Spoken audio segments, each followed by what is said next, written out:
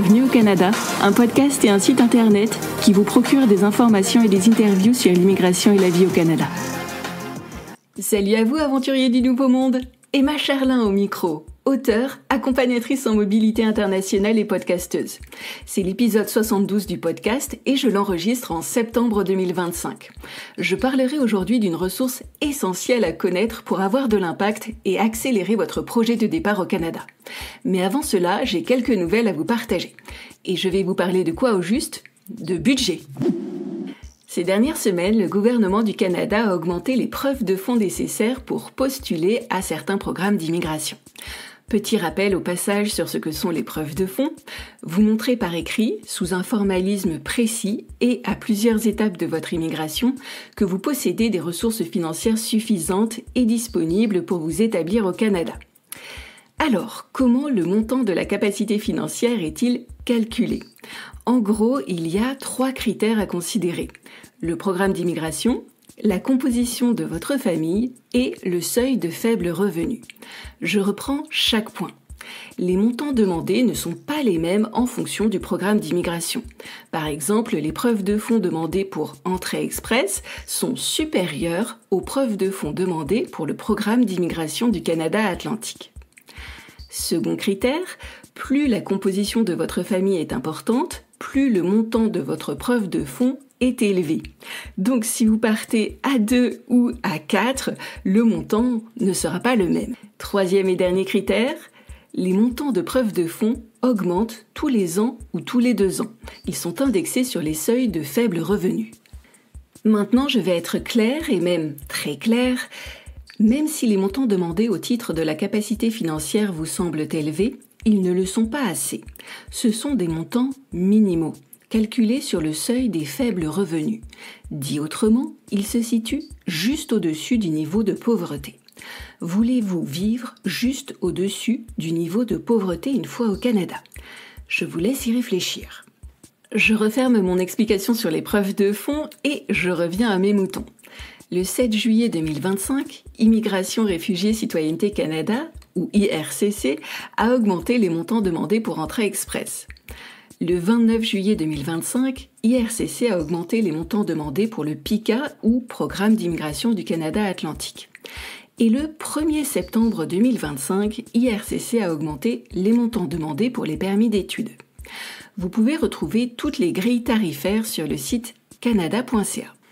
Bon, maintenant, ça veut dire quoi concrètement ? 2 choses.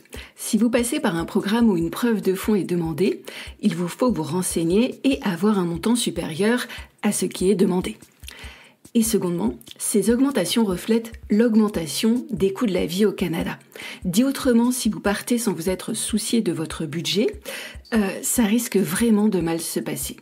J'insiste, vous devez préparer un budget pour vos premiers mois à l'arrivée et vous devez vous assurer que vos futurs revenus vous permettront de vivre et de bien vivre sur place.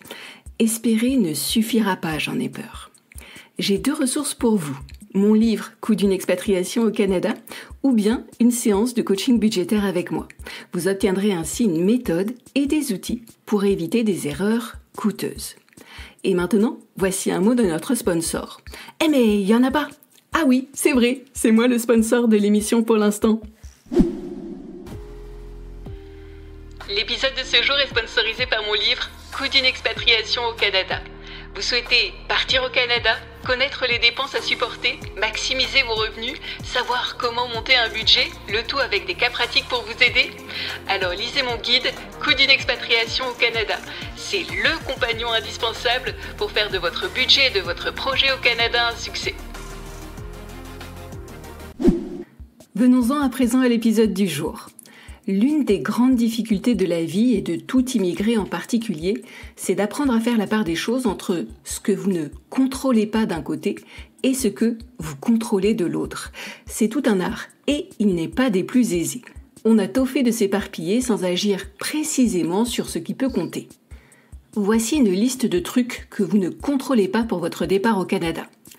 Les décisions du gouvernement sur les programmes d'immigration, le coût des loyers à Vancouver, Toronto ou Montréal, la durée précise qu'il vous faudra pour trouver un emploi au Canada. Tout cela, vous ne le contrôlez pas. Alors oui, vous pouvez vous offusquer. Quoi ? Encore un changement dans les règles d'immigration ? Ah non, mais il y en a marre à la fin, hein ? Oh là là, mais c'est fou le prix des loyers, on n'arrivera jamais à se loger, hein ? Ou encore, ah non mais combien de temps ça va me prendre de trouver un emploi au Canada ? Toutes mes économies vont y passer à ce train-là. Vous pouvez vous plaindre en effet, pendant un temps ou plus longtemps. Mais est-ce que ça va changer le cours des choses ? J'ai quelques doutes. Ça risque surtout d'énerver tout le monde, et vous le premier. Parce que, à broyer du noir, effectivement, on voit tout en noir. Maintenant, vous pouvez changer de discours interne. En faisant quoi au juste ? En constatant le problème, puis en vous concentrant sur les leviers d'action qui sont à votre portée. Voici une liste de trucs que vous pouvez contrôler pour votre départ au Canada. Le temps que vous investissez pour comprendre les différents programmes d'immigration. Vos recherches pour trouver une ville et un loyer adaptés à votre budget. La rédaction d'un CV percutant, chiffré et adapté au marché canadien. Ces actions sont dans votre zone d'influence directe. Vous pouvez les maîtriser. Je reprends les points précédents pour vous donner l'heure juste. Vous ne contrôlez pas les décisions du gouvernement sur l'immigration. Mais vous pouvez faire une introspection, déterminer quelles sont vos options, comprendre les conditions d'admission et choisir la meilleure solution pour votre immigration. Vous ne contrôlez pas le coût des loyers à Vancouver, à Toronto ou à Montréal.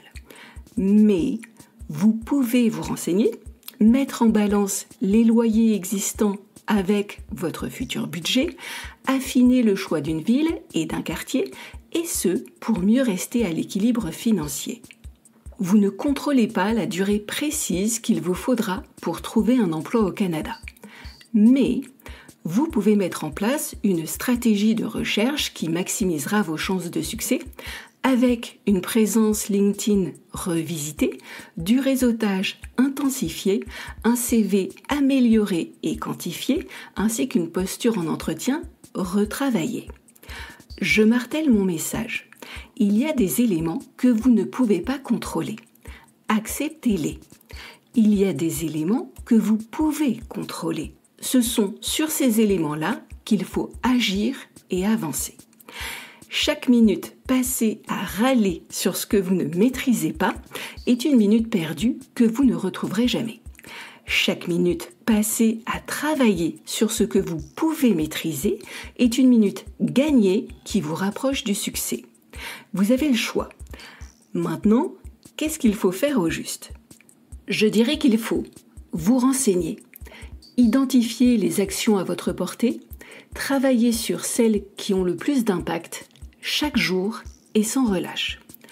Est-ce que vous pouvez relire avec soin votre dossier d'immigration avant de le soumettre, malgré votre envie de regarder un film à la télé ? Oui ?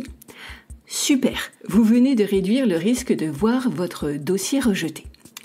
Est-ce que, pendant le week-end, vous pouvez regarder le prix des loyers dans 3 villes au Canada, malgré le repas chez Papy dimanche ?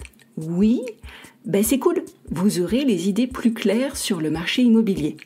Est-ce que vous pouvez traduire votre CV en anglais, même si vous préférez jouer au tennis avec votre copain Raphaël Nadal évidemment ? Oui ? Bon, c'est génial, parce que pour certains postes au Canada, c'est important d'avoir votre CV en français et en anglais.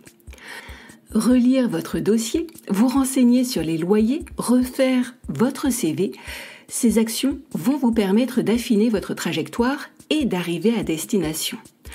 Un jour, vous serez une personne qui a franchi toutes les étapes de son immigration avec succès, a un logement en phase avec son budget, a obtenu un emploi bien payé et qui lui plaît. C'est possible de devenir cette personne. Mais je n'ai pas dit que ce serait facile. Car vous devrez déterminer où sont les bonnes informations.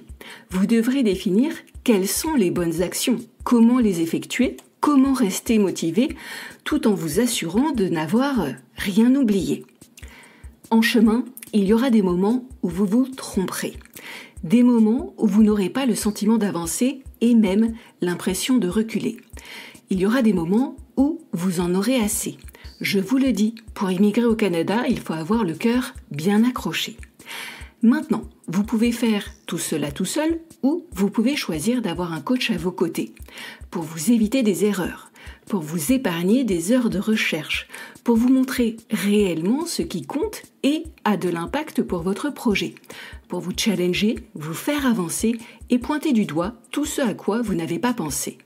En bref, vous pouvez choisir d'avoir des fondations solides et de gagner en sérénité. Demander de l'aide, ce n'est pas faire preuve de faiblesse. Demander de l'aide, c'est faire preuve de sagesse. C'est vouloir booster son projet comme jamais et maximiser ses chances de succès en ayant les bons réflexes, les bonnes questions et le bon plan d'action. En guise de conclusion, je vais prendre une parabole. Vous pouvez rester bloqué sur ce que vous ne maîtrisez pas. Vous prenez là une voie sans issue. Vous pouvez décider d'agir sur ce que vous maîtrisez. En le faisant seul, vous arriverez peut-être à destination, mais en prenant souvent des petites routes de campagne. Ou vous pouvez progresser avec un coach à vos côtés. Vous aurez alors un GPS qui vous emmène sur l'autoroute et vous fait prendre tous les raccourcis en chemin. Vous êtes au volant, à vous de voir par où vous voulez passer. En tout cas, moi, je ne suis pas très loin si vous avez besoin d'aide. Il vous suffit de cliquer dans les notes de l'épisode. Et voilà, cet épisode de Bienvenue au Canada est déjà fini. Je vous remercie de l'avoir suivi jusqu'au bout. Vous hésitez à prendre une séance de coaching avec moi ? Alors, faisons un appel découverte dans ce cas. Le lien se trouve sur la page service de mon site internet bienvenueaucanada.ca.